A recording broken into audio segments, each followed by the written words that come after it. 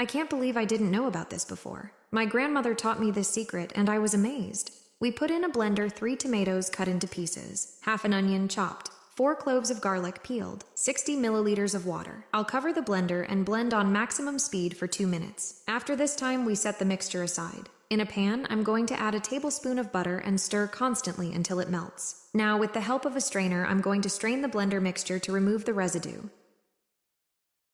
Then I'll season with a teaspoon of salt, a pinch of black pepper, a teaspoon of chicken bouillon, and stir with a kitchen spatula to incorporate these seasonings. Now I'll let it cook over medium heat until the sauce is reduced by half. Meanwhile, in a bowl, I'm going to add a cup of wheat flour, a teaspoon of paprika, a teaspoon of salt, a teaspoon of garlic powder, half a teaspoon of black pepper, and I will incorporate these seasonings into the wheat flour.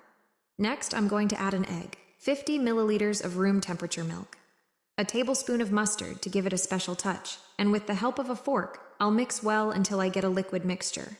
Now I'll dip a chicken breast cutlet in this mixture, soaking it well on both sides. Then I'll let the breast rest in this mixture for a few minutes to absorb all the flavors.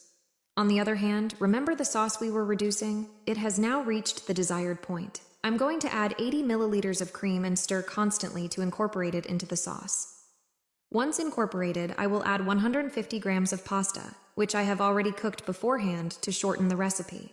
I'll thoroughly mix the pasta with this tomato and cream sauce and set it aside for a moment. Next, I'm going to coat the resting chicken breast in breadcrumbs, and with the help of a fork or our hands, we will make sure to coat well with breadcrumbs on both sides. Having done this, in a pan, I'm going to add 100 milliliters of oil, and I will wait for it to get hot. Now I'm going to show you a secret my grandmother taught me, which is to put an eggshell in the oil. This will prevent it from splashing and the oil from burning. When the oil is hot, I will put the chicken breast to fry and let it cook over medium heat until it is golden on both sides. By the way, tell me from which country are you watching us? To send you a greeting in the next recipe. Today I want to send greetings to Regine Sutasio from Hong Kong, Marina Collado from Philippines, Marie Nenich from Indiana, and Jewel Coleman who watches us from United States. Thank you very much for always watching and enjoying our recipes. Once it is golden on both sides, we remove it from the oil and place it on paper towels. And now our recipe for today is ready. Just serve and enjoy this tasty dish. Tell me below if this is the first time you've seen one of my recipes. I hope you enjoyed following this recipe as much as I enjoyed sharing it with you.